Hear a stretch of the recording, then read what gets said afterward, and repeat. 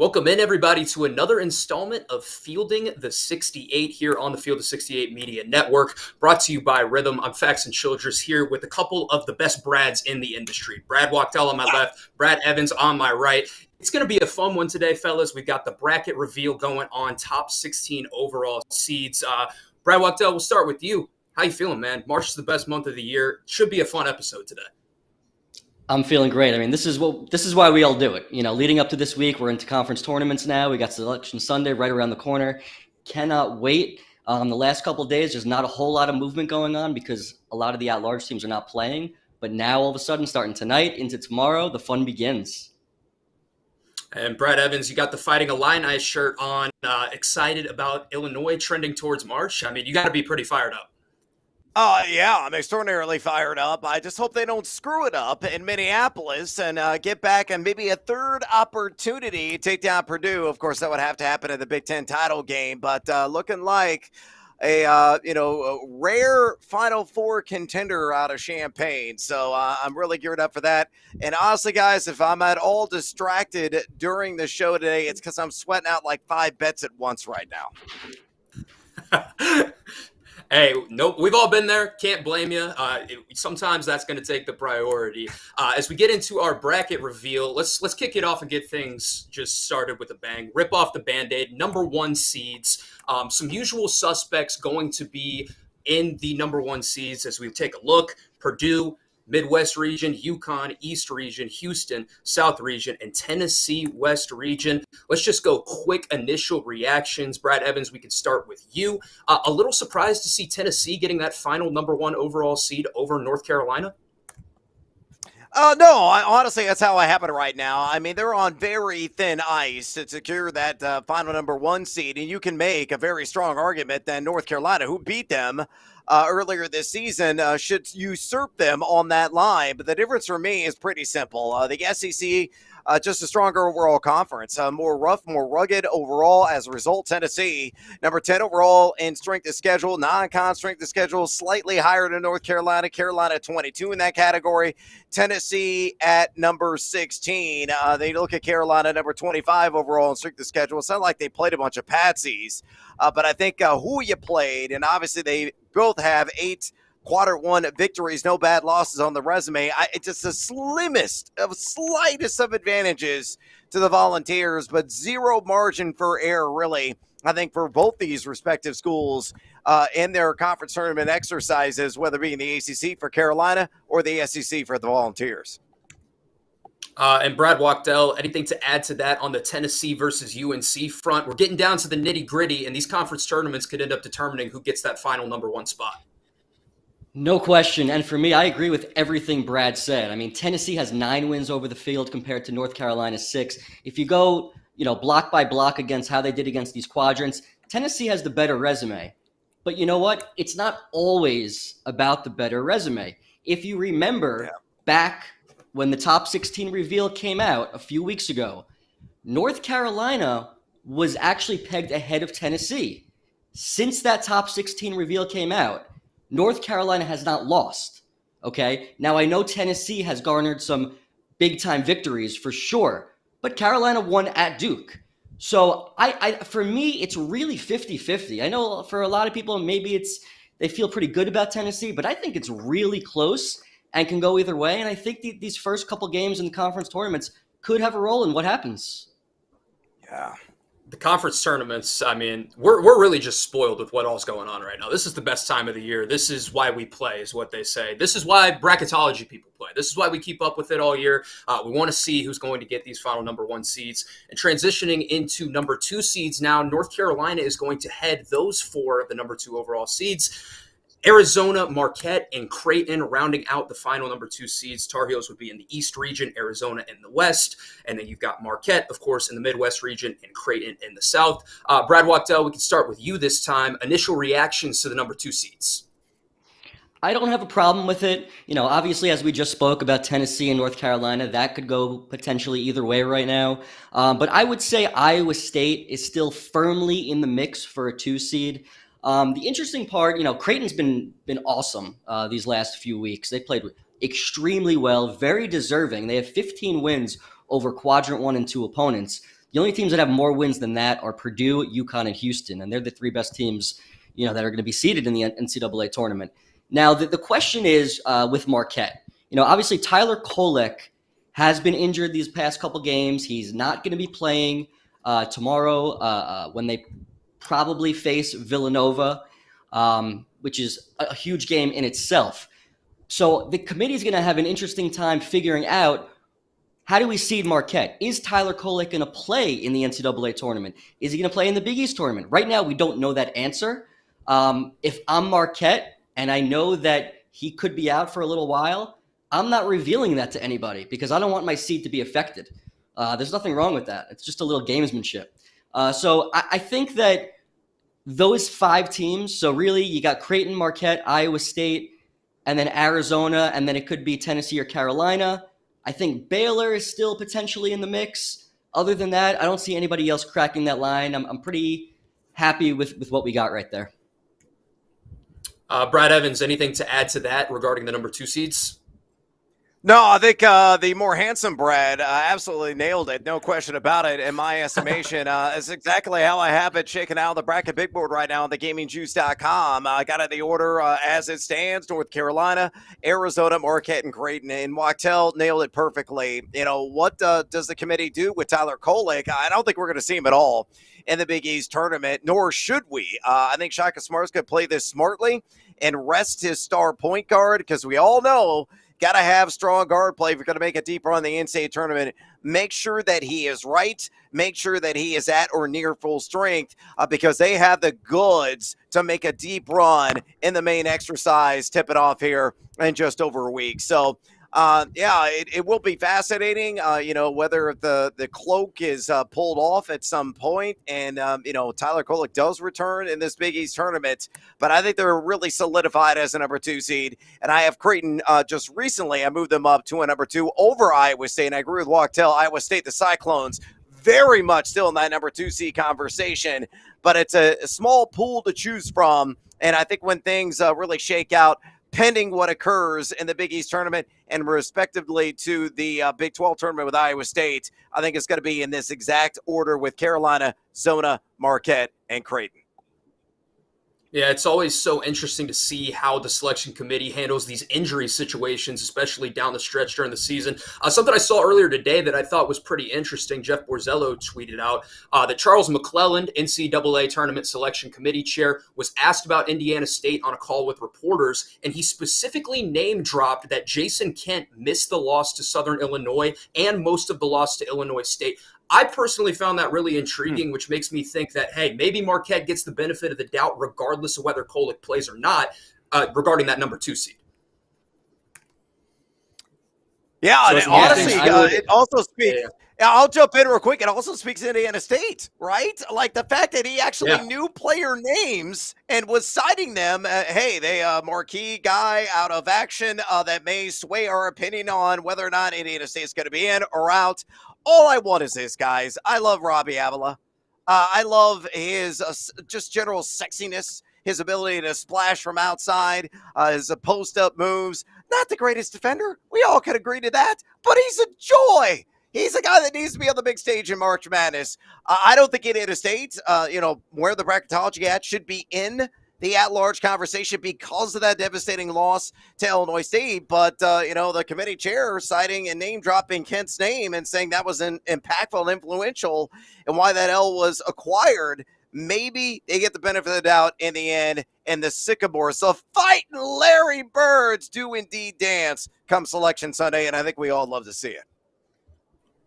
Yeah, I personally really want to see the Sycamores in the dance. I think everybody wants to see it. Everybody's kind of fallen in love with Indiana State. So, bracketology cap, if it's on, probably not in the dance. The bias in me and the heart in me that wants to watch him play on the big stage, put him in the dance, man. Come on. Put him in the dance.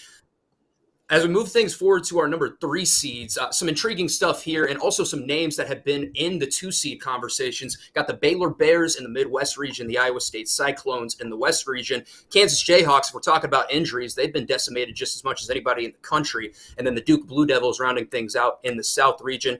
Brad Evans, we'll go back to you first on this one. Initial reactions to the number 3 seeds.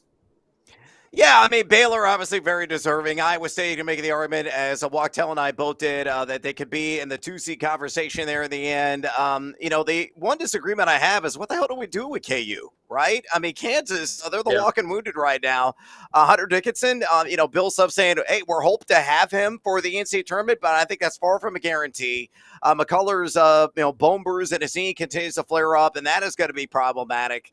You look at the advanced analytics, and Kansas, God, man, they've looked like a D2 school at times. So the North and number 200 EFG offense, EFG defense over the last month and a half, and I think they're going to get waxed tonight. I really do, by Cincinnati, a team that is very much at the outside looking in, but could maybe crawl their way back into the bubble conversation with a convincing and emphatic W in KC. So we'll have to see how it shakes out tonight. But if Kansas goes down and goes down convincingly, they need to be moving down the projected seed as well from a 3 to a 4. Hell, they could land as a number 5 here in the end, even though they have played the number 1 hardest strength of schedule of anybody in the country.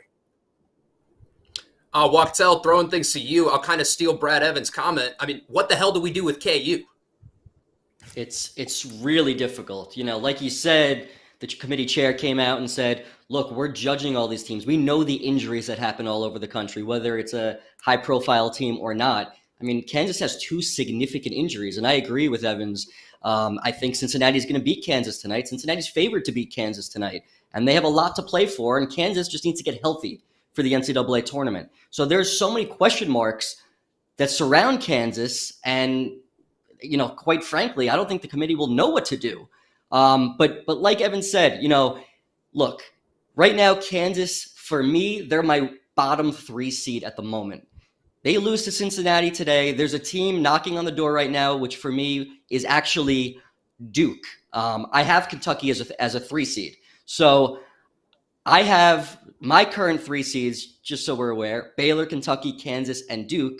I'm sorry, Kansas and Creighton. But I think Duke is knocking on the door to replace Kansas. With so much up in the air, there's no question that that's a possibility. And then we'll talk about the 4 seeds very shortly.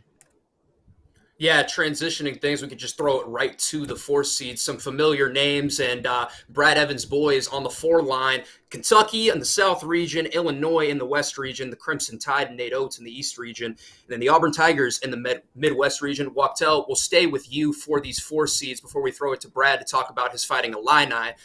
You had Kentucky on the 3 line. They're on the 4 line here. What's going on with the Wildcats? Yeah, so if you look at Kentucky's resume, I mean, they've actually been, they've been volatile. They've been unbelievable in certain games and very underwhelming in other games. But if you look at their resume, they're 5-2 against Q1A opponents, which is an unbelievable record. I don't care where you're seeded. That is an excellent record. And you start lining them up against other teams that are in their seed vicinity, whether it's Baylor, who's 4-7. Kansas is under 500. Duke's under 500 with only 2 wins. Auburn's 1-4. Alabama's 1-8 against Q1A. I mean, that's pretty strong for me. So that's why I kind of gave them the edge at the moment to be there. The one interesting part about the top 16 rounding out the 4 seeds, when we saw what the selection committee gave us a few weeks ago, right now, I think we can all agree that 15 out of the 16 teams, which are there right now, we feel pretty good about. As Brad Evans mentioned, Kansas is still a little bit of a question mark. I don't think I see them dropping worse than a 4.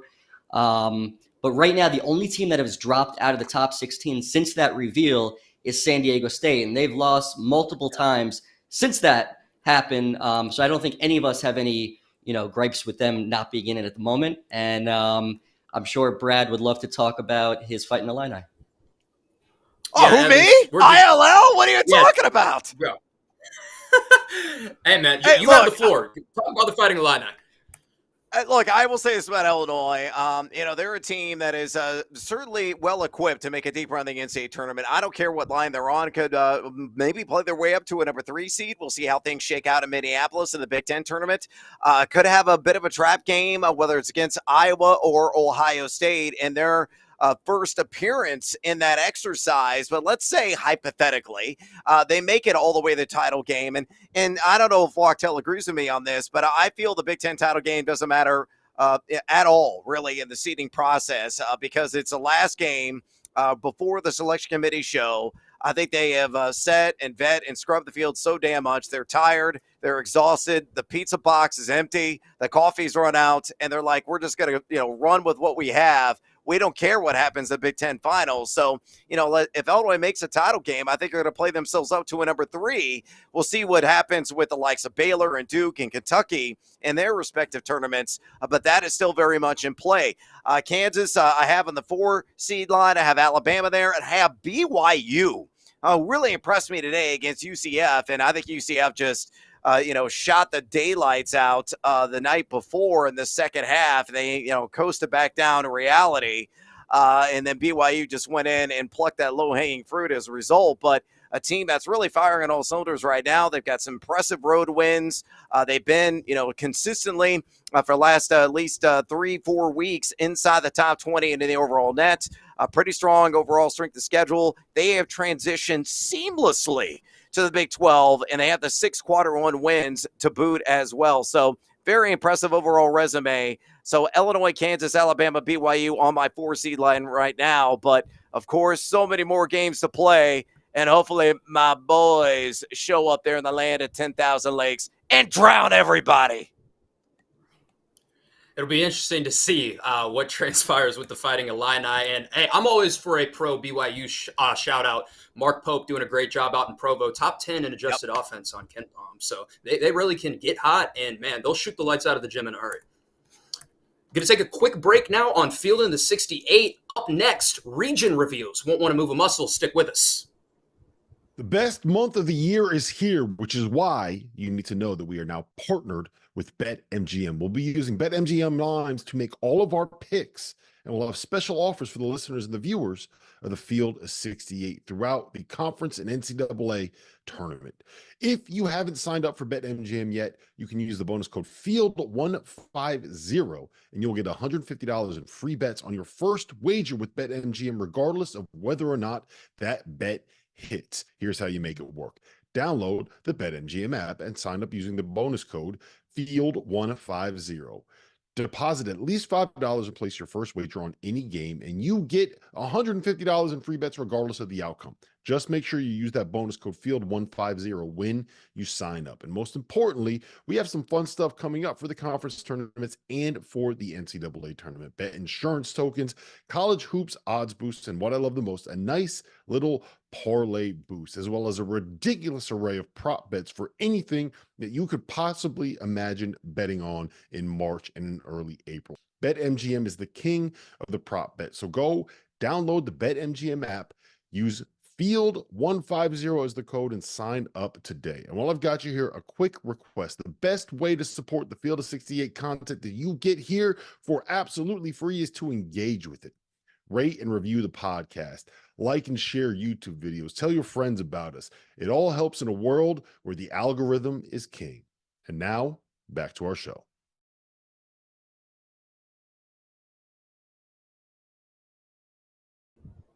Welcome back into Fielding the 68, brought to you by Rhythm on the Field of 68 Media Network. I'm Faxon Childress here with Brad Wachtel and Brad Evans. Just talked a lot of seeding. We revealed our 1s, our 2s, our 3s, and our 4s. It's now time for our region reveals, where we're going to start in the Midwest. I'm really interested to see some of these matchups. I know you guys are as well, so let's get right into it. Midwest region have Purdue at the 1 seed at the very top. Texas and Florida Atlantic. There might be 1 billion points scored in that 8-9 hypothetical. Auburn and Samford. Clemson and the winner of Texas A&M and Colorado. And then you got Baylor and Morehead State. Utah State and Drake is the 6-11 matchup. That would be another great game. Gonzaga and Virginia, and then Marquette and Colgate to close things out in the 2-15 matchup. Brad Wachtel, we can start with you. Just what stands out the most in this Midwest region to you? Well, number one, anytime you see a team that, like a 6-11 game, you would kind of prefer to see a team from a non-major conference play a team that's a mid-major.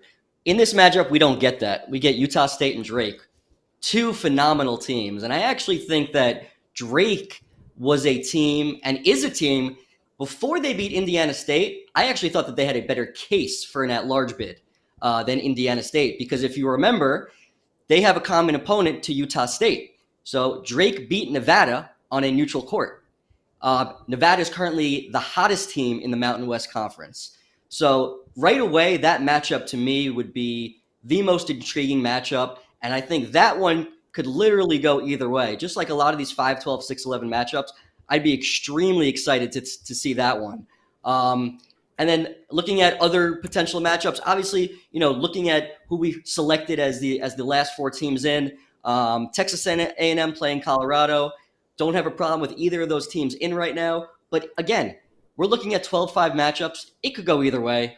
That's not an upset anymore. We know that. Like the 12 seeds, I know the last few years, maybe the 5 seeds have picked it up recently, but those matchups can go either way. So what I love to see is so many unbelievably strong matchups that, if you're filling out a bracket, I don't care if you are a knowledgeable fan or if you're a first-time bracket filler-outer, it's going to be, it could go either way. It really could go either way. Brad Evans, is there any team here that stands out to you? And also, to expand on that, what team out of this bracket could potentially improve their seeding the most before Selection Sunday? Yeah, pull the graphic back up so I can see the full field there that is projected. The one that could really improve, I think their overall standing is Auburn. I think they're a little bit overseeded here as a number 4 seed. I have them projected as number 5, but I don't know what the heck to do with that team, to be honest with you. They got the gaudy net ranking. It's a top 6 overall. Strength of schedule, pretty handsome there at number 69. But they're just 1-7 against quarter 1 opponents. No bad losses on resume. A mediocre 5-5 record straight up away from Auburn. But a team that I just don't really know how it's going to shape up and shake out when it's all said and done. Again, I'm guessing a 5 seed. I think a 4 is a little bit rich for my blood, but a team that we know that can certainly rev the engine. One of the fastest teams in the country, an outstanding team defensively. I've had some offensive ills. They're north of number 100 in effective field goal percentage offense on the year. And a fascinating matchup there in that 4-13 with Samford that can absolutely light it up and will joyfully, willingly run with the Auburn Tigers. So, if you're looking for maybe a glass slipper to be donned, it could be with Samford in the opening round. And I also love the 7-10 game in that region to boot. I think Gonzaga is a team, even though they were humbled last night by St. Mary's, got the best of them in 2 or 3 games this year. They're playing at such a high level offensively. Graham Ike just got in foul trouble schematically, really changed the entire concept of the game for Mark Few. But, man, that team is getting buckets. They are sopping wet here the last about month and a half. They're top 5 in the nation effective field goal percentage offense. And, it's all about draw, and that would be an attractive draw for them, especially if Tyler Kolek from Marquette as the number 2 seed isn't the healthiest. We've seen a lot of either 7 or 10 seeds. I think it's like 14 last 16 tournaments. Not only win in the first round, but march on to at least another round and maybe even taste some sweetness in the end. Yeah, some high upside out of the 7 and 10 in that region for sure. And I love the Buckyball shout out for the Samford Bulldogs. If you guys don't know who Samford is yet, they just won the SoCon. They went through Mercer. They beat the defending champs in Furman. They press pretty much the whole game. They jack a million threes, and they have some incredible athletes and shooters. That team is going to be super fun to watch in March for sure. Transitioning forward now to our next region to reveal the West region. This one's going to be intriguing. A lot of big names going to be on the board here as we take a look. Tennessee, the number 1 seed out west. Boise State and Oklahoma, the 8-9 matchup. The Fighting Illini, there you go, Brad. Got Vermont in the first round. South Carolina versus Grand Canyon in a little bit of a rematch. They actually played in the non-con. Iowa State and Oakland, the 3-14. St. Mary's versus the winner of Mississippi State and Rick Pitino's St. John's team. And then you got Texas Tech, Dajan's team, our producer, Seton Hall, and then Arizona and Montana, the 2-15 matchup. Brad Evans, we'll come to you first since you're Fighting Illini are in this region. How would you feel for your boys if you got Vermont as the 4 seed in the West region? Do you like that draw? This is a wet dream, guys, of a region, to be honest with you. This is unbelievable. Please make this happen, basketball gods. I'm just speaking as a University of Illinois alum and fan and diehard, and speaking as objectively as humanly possible. This is a perfect draw for Illinois. Obviously, they lost to Tennessee at their place earlier this season. They were competitive in that game. Could be a rematch scenario there in the Sweet 16. I'm totally here for it because I think Illinois, second go-around in a neutral court environment, could get the best of Volunteers. And Arizona's got their own ills. I mean, how do you lose to USC? How do you lose on the road to Oregon freaking State? It happened because Arizona defensively has some warts. Offensively, a team that can absolutely, malfunction scoreboards. There's no question about that. But there really isn't a frightful path anywhere else, whether looking at the bottom half of the bracket or the rest at the top half for my Fighting Illini. I would confidently put them in as objectively and as unbiased as I can in the Final Four representing this region in Glendale. Wow. So Brad Evans very high on the Fighting Illini in this region. Wachtel, we'll throw it to you. Just give us the rundown on your thoughts on this region, then maybe you can go back and forth a little bit with Brad if you're not as high on the Fighting Illini as he is. Absolutely. If you could just pull up the bracket one more time so I could see it. I know right offhand, for me, what I'd be circling is St. John's. I would love their path right here. And I think St. John's, if you would go back to the beginning of the season, how many people had St. John's in their top 25? They've been a disappointment this season, but that's okay. They are still right there. We don't even know if they're going to be in the NCAA tournament. Depending on their results against Seton Hall, which is a monumental game for them that I'm sure we'll get to later. We don't know if they're going to be there, but if they do get there, you cannot discount Rick Pitino. You cannot discount the ceiling that this team has. For me, you got St. John's against Mississippi State, potentially Iowa State, Arizona. We know, like Brad Evans has just spoken about how poorly they've been against in head-scratching matchups. I think they can make a run here. So if I'm St. John's and that's my region, I would love it. And then in terms of Illinois, I really like Illinois. As a non-biased fan, I love them. I think they do a lot of things well. The problem for me, and when you're looking at, as a bracketologist, and when you're looking at their overall resume, they just don't have enough of the high-quality, top-tier wins. Their best win of the season, you can make an argument it's at Wisconsin, Florida Atlantic, Michigan State. The wins are just not there. So, unfortunately, we haven't seen it, but I do think that their ceiling is extremely high. So, if they get the right matchups, there's no question they can make a deep run. Yeah, it's really going to be interesting to see if they actually do get into the big dance. I'll be rooting for Rick Pitino and St. John's. Top 40 in Ken Palm adjusted offense and defense. It's very clearly a complete team, but they're finally starting to play as a complete team, rattling off those 5 wins in a row. At one point, this team was 14-12 and 6-9 in league play, which given the preseason expectations was pretty hard to wrap everyone's head around. I think we're finally starting to see the true colors of this team bleed through, and we'll see if they can run it all the way into a potential Cinderella run in March. Going to take a quick break on Fielding the 68, brought to you by Rhythm. More up next on the Field of 68 Media Network. There is nothing better in sports than tournament time, which is why I need to tell you guys about our partners over at Rhythm. If you're into sports betting, you need Rhythm, the place for data-backed props and picks. For those that are unfamiliar, Rhythm, spelled RITHMM, is the go-to mobile app for player props and game picks. Backed by AI predictive models, Rhythm helps you make smarter and faster betting decisions across all sports, but particularly college basketball. With Rhythm, you get data-backed picks for every single Division I game every single day. Users get free picks daily with the ability to upgrade to unlimited access. If you want to increase your edge and win more bets, go to the link in the description and download Rhythm today. That's RITHMM, the place for data-backed props and picks. And while we're here, let me tell you about our newest partner for the month of March, Splash Sports, the home of certified community competition, where you get to play against your friends and not the house. Whatever game it is that you are playing, from survivors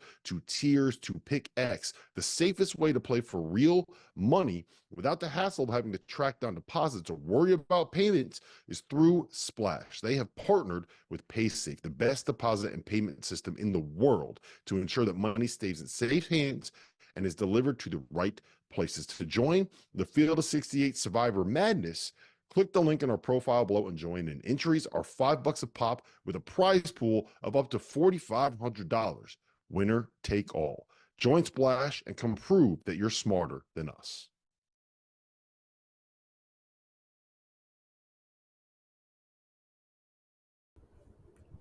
Welcome back into Fielding the 68, brought to you by Rhythm. Faxon Childress here alongside Brad Wachtel and Brad Evans. Been talking bracketology, been doing our full bracket reveal, which is going to continue as we now take things into the East region. Should be some pretty intriguing matchups here. We got two sides of the bracket down, two to go. Here's the East region. UConn, the 1 seed, Northwestern and Colorado State matching up at the 8-9. Nate Oates and Alabama playing against UC Irvine, the Anteaters in that 4-13 matchup. BYU on the 5 line against Richmond, Kansas a 3 against Toledo, Nevada and Princeton, that would be a really good game in the 6-11, Washington State and Michigan State at the 7-10, and then North Carolina as the 2 seed getting Quinnipiac. We'll start with you, Brad Evans. What's the most intriguing matchup to you on the screen right now? Is there anything you would have circled headed into this hypothetical East region?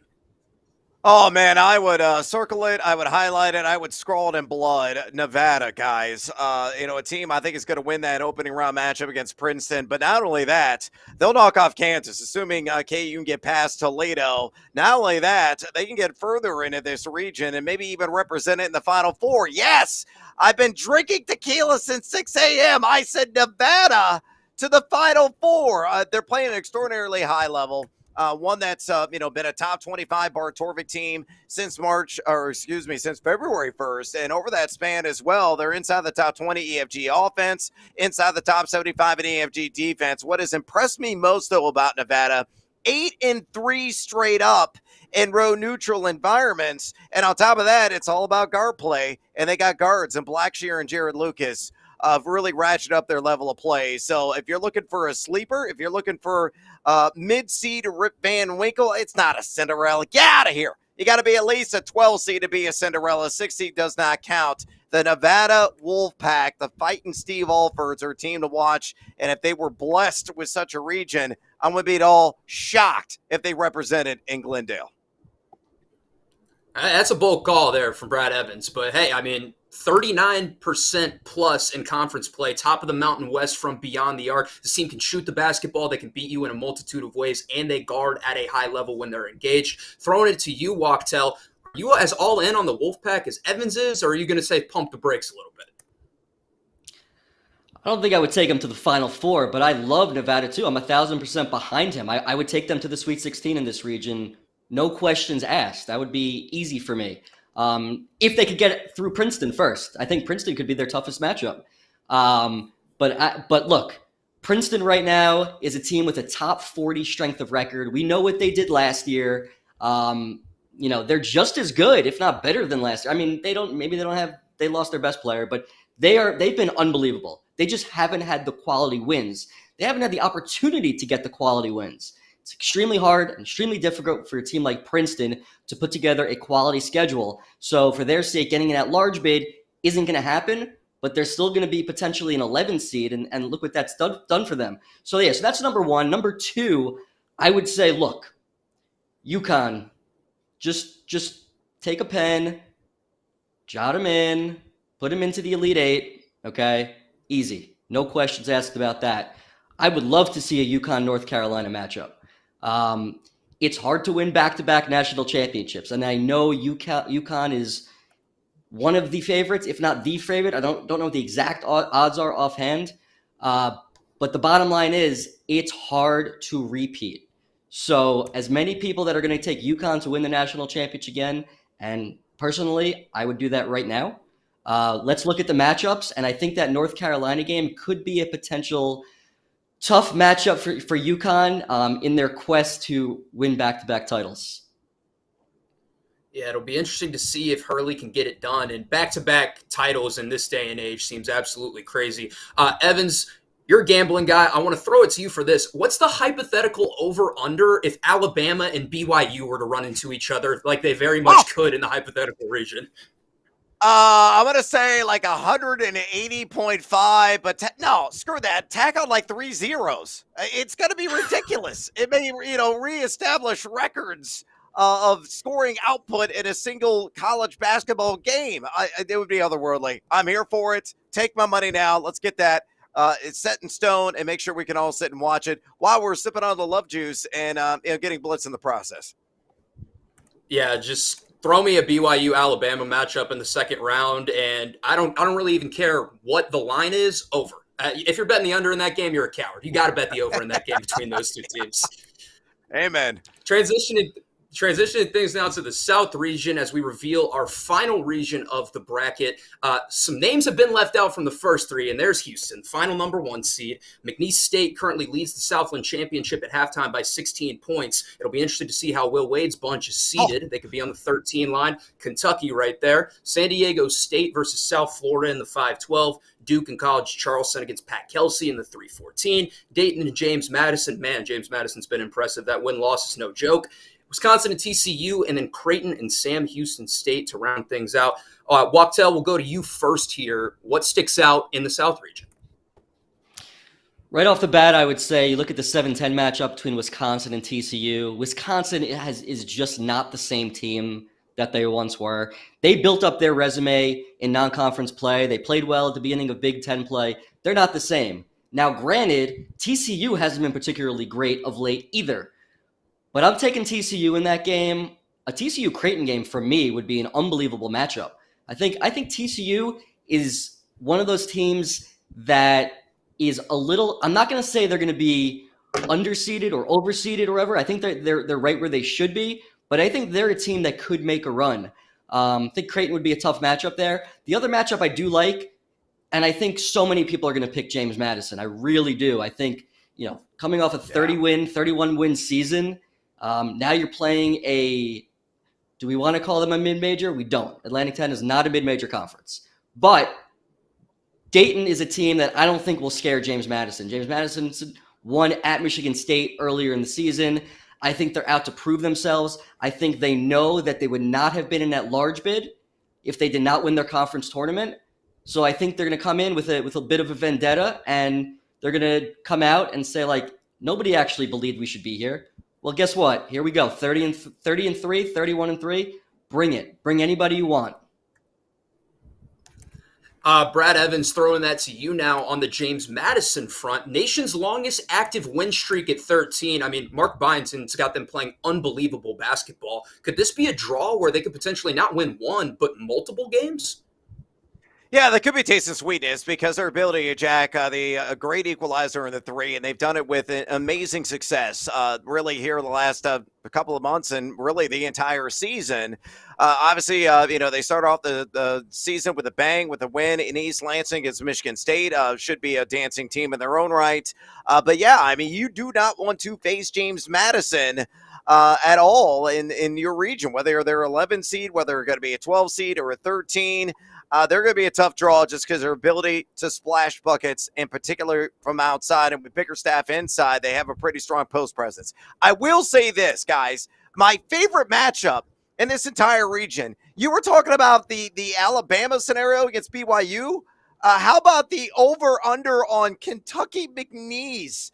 You might have to hold my beer, Alabama, for a second, because that thing may be 200.5. It would be utterly insane and ridiculous. And I would love every single second of the game. It could be a 120-100 finish, pending what version defensively we're going to see from Kentucky. All I need is B+. And if that happens, the rest of the tournament, they're going to cash in me a winning ticket at 35-1 to cut down nets in Glendale.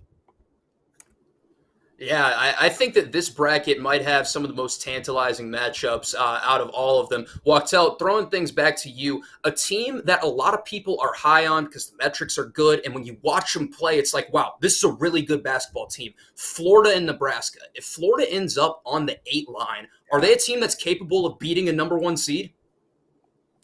I don't think they would beat Houston. I'll put that out there right now. Don't love that matchup for them. Any other 1 seed, I could see them going toe-to-toe with UConn. I really can. I really like Florida. I mean, they can score the basketball, and they're even Nebraska. I mean, Nebraska. The problem with Nebraska and what they've done is the majority, if not all, of their big wins came at home. So they haven't really proven themselves away from home to have the ability to beat a quality team. But Nebraska's explosive too. When they get hot, look out. So I think that matchup in itself could be a big-time matchup to look at. But I don't see either of those teams beating Houston in their style of play, unfortunately. Yeah, I feel like Houston is, I don't want to say the least fun of the 1 seeds with their play style, but I think we're just so spoiled with the way that the other 3 1 seeds are playing right now offensively. And Houston just sucks the life out of you, man. They don't care if they win ugly. Yeah. They just want to win, and they get the job done. Evans, going back to you, anything to add from this South region from a matchup perspective, or any other team you wanted to hit on before we throw it to break? Yeah. Go ahead and pull up the graphic again, guys, so I can look at all the various matchups in this region. One that really stands out to me that is of interest here. You mentioned Florida, Nebraska. I think the one with San Diego State and South Florida is quite intriguing because San Diego State has been moving in the wrong direction. South Florida, a team that's grossly overachieved all season long, don't really have any quality resume wins on their overall profile, but a team that you shouldn't really sleep on. They just have found ways to win, and San Diego State is basically like one solid player in Jade Ledee, who's a wide body and an absolute freak, gets it done around the post and just brutalizes you with the mid-range game and backing dudes down, getting some of those second chance opportunities. But I'd be very intrigued if that matchup were to actually play out in real time as San Diego State and South Florida. So that's the only one I would throw out there. And Duke, I got to root against them. Go Charleston. Great town. They splash threes, and I'm sick of Filipowski and his supposed fake injuries. That's some bold stuff there from Evans, but hey, when you're Duke, you're the villain. You got to embrace it. You got to live with it, and you got to move on. Right. Final segment of Fielding the 68 up next on the other side. Brought to you by Rhythm. You're watching the Field of 68 Media Network. By now, you guys have surely heard about Autograph, an app founded by Tom Brady with the intention of disrupting the way that fans consume content covering their favorite teams. This is how the app works. All of the podcasters, bloggers, and digital creators covering a team have their content sent to that team's page in the Autograph app. Instead of having to bounce from site to site or trying to navigate the safer workspaces on Twitter, you can just scroll through Autograph. This isn't a hard sell. This is the truth. I am a UConn fan, and I use the Autograph app to keep up with the writers I read and the pods that I listen to about UConn basketball. The best part is that every piece of content that you consume gives you reward points. The more you get, the more chances you have at things like discounted tickets to games and the grand prize, a trip to the LA Regional and a spot in a suite for the Sweet 16 and Elite 8 games. Here's the best part. We've partnered with Autograph to donate $1 to the V Foundation every time someone downloads the app using the code F68, with a minimum of $2,500 getting donated. The app is free.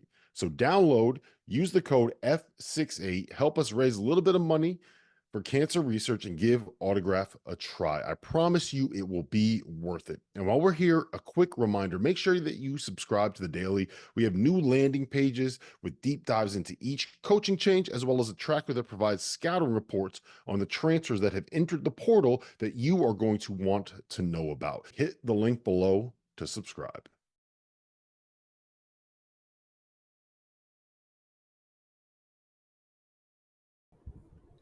Welcome back into Fielding the 68, brought to you by Rhythm. Faxon Childress alongside Brad Wachtel and Brad Evans. Full bracket reveal today on the program, and man, oh man, I just hope that this is the bracket with some of the matchups that we're getting. McNeese State versus Kentucky, Alabama versus BYU. It's an over-better's dream. Let's just call it how it is. It's an over-better's dream in this hypothetical, and it would make for some insane matchups based on what we have seen so far. Going to take a quick look now at our consensus last 4 buys here at Field of 68 as we take a quick look. TCU, Seton Hall, Michigan State, and Virginia. 3-bid ACC is still a very real possibility if the Cavaliers slip up against the winner of the Clemson and Boston College game tonight at 9:30. Wachtel, we'll throw to you first. Of these 4 teams in the last 4 buys, do you think any could potentially fall out of the Field of 68 come Selection Sunday? The team that stands out for me right there is Virginia. I currently have them as one of my last 4 teams in. There's a lot to be concerned about with Virginia. They're just 2-6 against quad 1 opponents. They're under 500 against Q1 and 2. Just one significant victory on the season. That did come at Clemson, which is a big win. They have 3 wins over the field. Now, the one thing that they have going, the 2 strong things that they have going for them, they don't have a bad loss, which some might say, okay, no big deal. But when you're a bubble team, the committee is looking at everything, and a lot of bubble teams have at least one bad loss or one bad loss. So that's something that sticks out for Virginia, which is a positive. And then just their overall result-based metrics. Right now, they average out to 34, and if you're a bubble team, that's a strong number. But by no means are they a lock. It would not surprise me if they ended up out of the field on Selection Sunday, especially if they lose their first game. And I know they will likely get Clemson, and I think there's a great chance that they lose that game. And if they lose that game, now we got to see what's going on with the rest of the bubble. And they're now really in the mix with all these other teams, and you're trying to figure out what stands out. And I think the committee is saying, you know what? Every game that Virginia lost this season was by double digits. They're just non-competitive. Yeah. They're really going to nitpick these teams. So for me, Virginia is the one that stands out as not a lock to get into the field. Yeah, Tony Bennett's Cavaliers almost falling now outside the top 200 in adjusted offense on Ken Pom. Our top 10, as always, with that pack line and adjusted defense, but dead last in the entire country in tempo offensively. We talk about BYU and Alabama, teams we want to watch play in March. Hey, I'm an ACC guy, but I'm not sure I want to watch this Virginia team play in March. Evans, we'll throw it to you. I mean, talk to me a little bit about the Cavaliers and the dangers that they face against this matchup, who we expect to be against Clemson. Yeah, I mean, it's problematic for them. And, Wachtel is 100% right. I have him as a member of my last four in on the bracket big board on thegamingjuice.com. And there's, very little margin for error. I will say this in a hypothetical. Guys, what if we got a Virginia-St. Mary's first-round matchup? Is it like first to 35 wins? I mean, you would talk about a slow pace. I mean, Galapagos tortoises will be like, man, come on, can we speed it up here a little bit, guys? I mean, it's like utterly ridiculous. But that's a scenario that could play out with St. Mary's likely to be, straddling that 6-7 line. And if Virginia, if they make it, probably going to be an 11 seed. Though they're going to have to, potentially avoid Dayton. So, yeah, I mean, Virginia's in right now. They got warts. They got, visible ills. I don't want to see them in the tournament because their style of play is hideous. It's disgusting. You're right. They haven't been really competitive against high-level competition for the most part. They've gotten blown out. They've gotten annihilated in some cases. This is not the usual Tony Bennett teams that we've seen here in the last about 5-10 years. So, yeah, Virginia got work to do in the ACC tournament. They are almost in a must-win against the Clemson Tigers coming up here tomorrow. Yeah, and we said 200.5 is the hypothetical for McNeese State, Kentucky. St. Mary's, Virginia might be 100.5. That seriously might be the first one to 50. Cut it in half! Cut it in half! Yeah, that's I don't think you have another choice at that point. I think you got to cut it in half and just live with the results if you are the odds makers in Vegas. Going to transition now to our last four in. Should be some very interesting names here. And if you're a fan of any of these teams, you're obviously glued to the computer.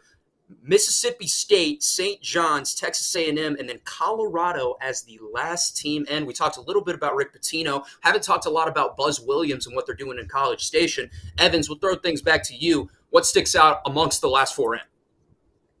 Yeah, I mean, Mississippi State, I think St. John's, and not to a certain extent Colorado, safer in for me than the last four right now. I've got Mississippi State as a very low-end number 10 seed. St. John's is the highest number 11 seed. And Colorado, a member of the first four, so technically a member of the last four in, but more safely so compared to other teams. I don't have Texas A&M in. And the gripe that I have with the resume is this. Let me give you all the nitty-gritty. Number 47 overall in the net, 18-13 overall. Number 17 in terms of strength of schedule, outstanding there. Number 21 in non-con strength of schedule, also outstanding. 6-6, okay, respectable there in true road games. 2-2 in neutral. 5-6 against quarter one. Okay, bravo, well done. And then it gets ugly because you're 2-4 against quadrant threes. 2-4. So you have four black eyes, visible dents right now on the overall resume. I don't know if they can survive that. Texas A&M, one of many teams, most notably those other teams in the Big East tournament. There's like 3 or 4 that got a whole lot of work to do, but the Aggies have got to win a game and maybe 2 to solidify their stance and get off that spongy ground ahead of Selection Sunday, because of all of those black eyes they have on the resume.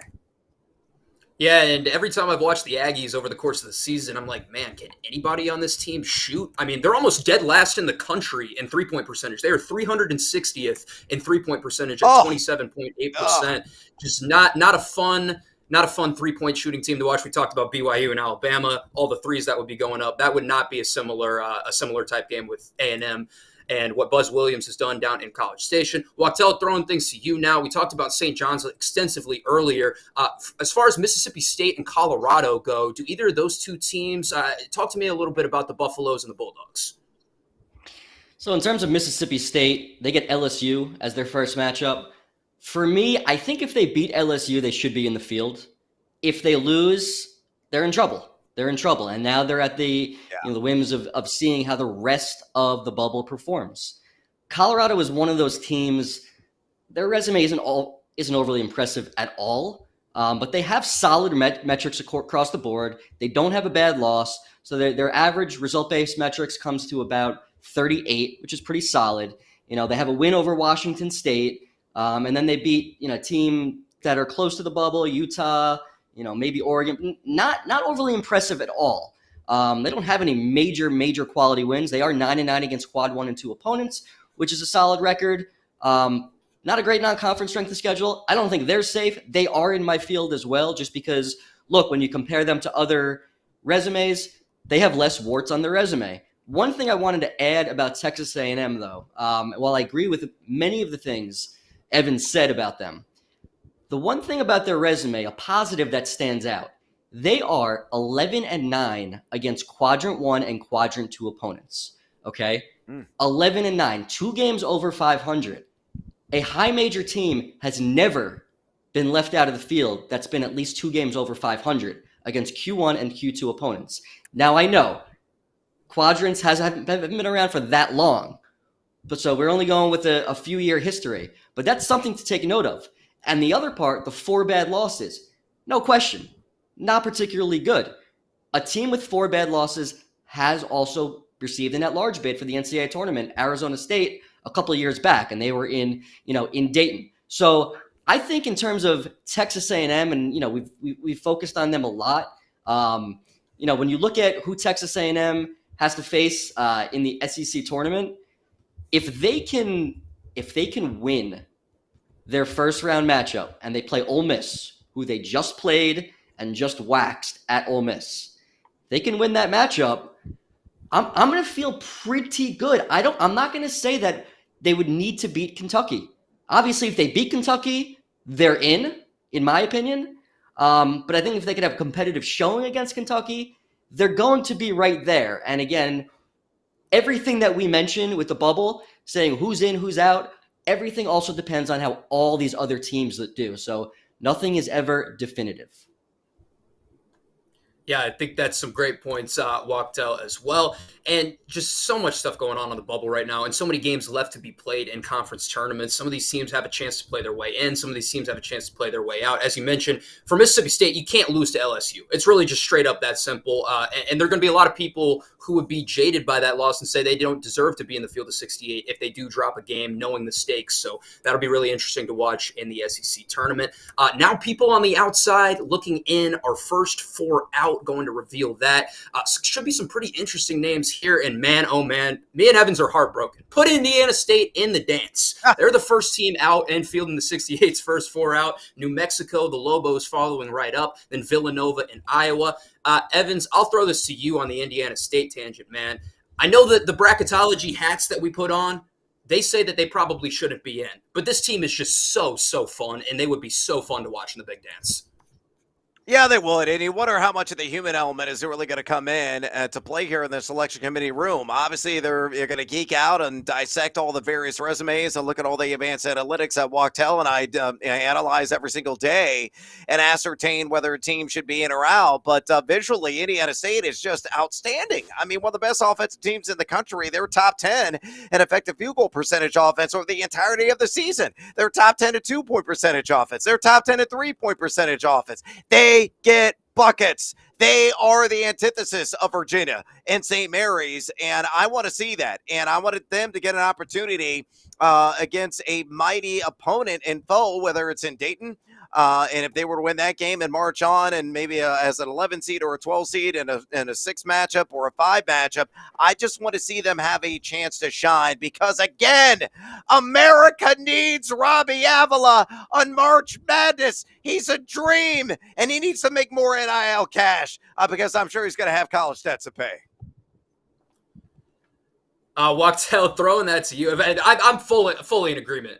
For what it's worth with Evans. I'm backing that sentiment 100% of the time. But Wachtel, regarding the other 3 teams outside of Indiana State, New Mexico is specifically intriguing to me because it's a team that, once again, the eye test says, hey, this is a pretty good basketball team that's probably supposed to be in the NCAA tournament, but they've got some resume flaws that are holding them back. Yeah, no question. And they open up Missouri, the Mountain West Conference tournament against Air Force. Obviously, that's a must-win game. They've already lost to Air Force. So got to get that one out of the way. And then if they win that game, they'll get Boise State, who's going to be an at-large team. I think they're going to need to win that game. As you mentioned, they have a lot of strengths. They have a lot of flaws. They're 28 net.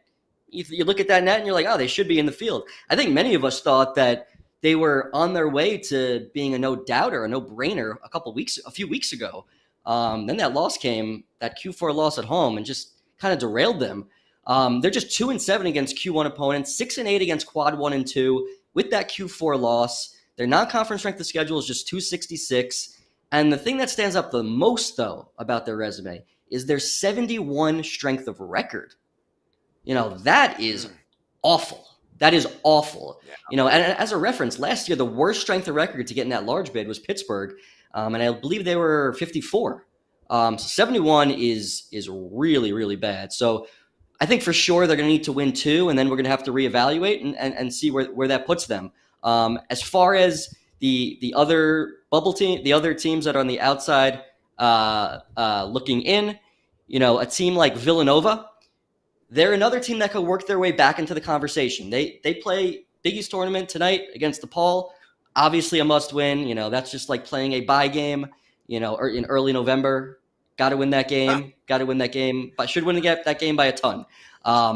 After that, they get a intriguing matchup against Marquette, who will be without Tyler Kolek.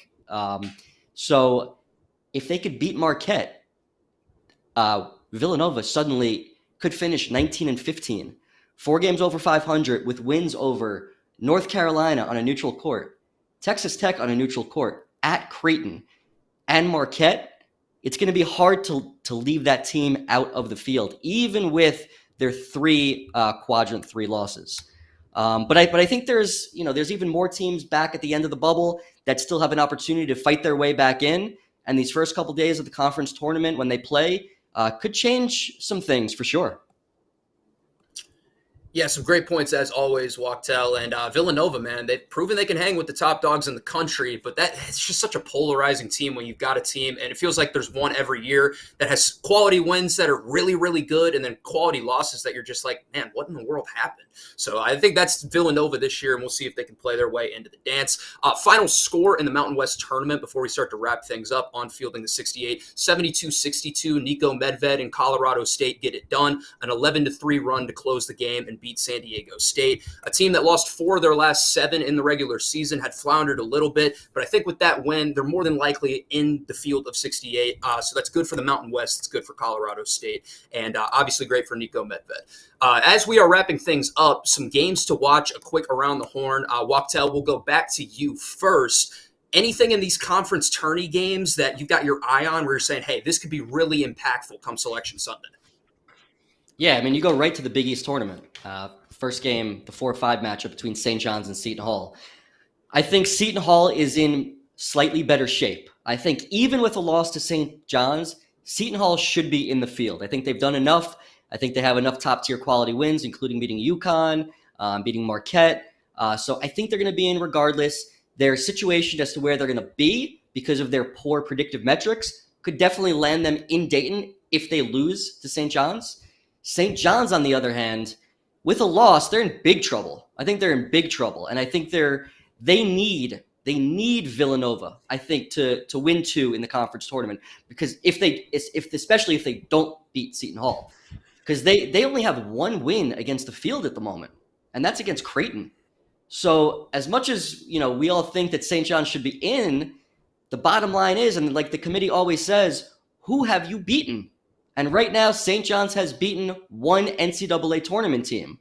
So if I'm St. John's, I have to treat this game against Seton Hall like it's all or nothing. You got to treat this like it's an NCAA tournament game. Win or go home. And we'll see who shows up. Absolutely. Evans, throwing it to you now. Anything that sticks out on the conference tourney slate that you got your eye on that you could say, hey, this could be really impactful here in a week? Yeah, I mean, nothing except impactful to my wallet that really stands out tonight. The Kansas-Cincinnati matchup in particular, guys, the one I'm most fascinated to, be glued to. Without McCullough and Dickinson on the floor, who's going to step up? It's going to be Jackson. It's going to be Parker Braun. Is it going to be Furphy, who had 23 points in the first matchup at Fog Allen, in which they barely got by Cincinnati in that game. They only won by 5. The Bearcats still on the outside looking in. And like I said earlier, they could climb their way back in the bubble conversation, acquire another quadrant 1, which would be their 4th of the season. They do have the pair of quadrant 3 losses, and they would extend the record in row neutral games to 5-9 on the year. So still not completely out of the at-large conversation. But, I lay the chalk with Cincinnati. I grabbed the line when it opened last night at -1. It spiked to -2.5. I would still play it at that number because I think Bill Self is packing it up, packing it in, and he's going to let the Bearcats begin to go old school House of Pain on you. And they're going to be scoring early and often because he needs his team to get right and to be healthy for what they're hoping is going to be a deep run in March Madness. But I think it's going to be a Bradley, Bucknell, Northern Iowa situation all over again. Kansas, one of the most vulnerable, higher projected seeded teams to enter the field this year. I think they're going to get bounced in round 1 tonight and again here in short order in the NCAA tournament.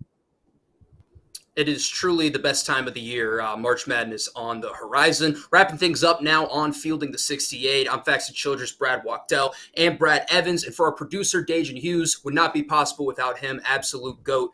Thank you to him as well. Thank you to everybody who tuned in, and we'll see you next time.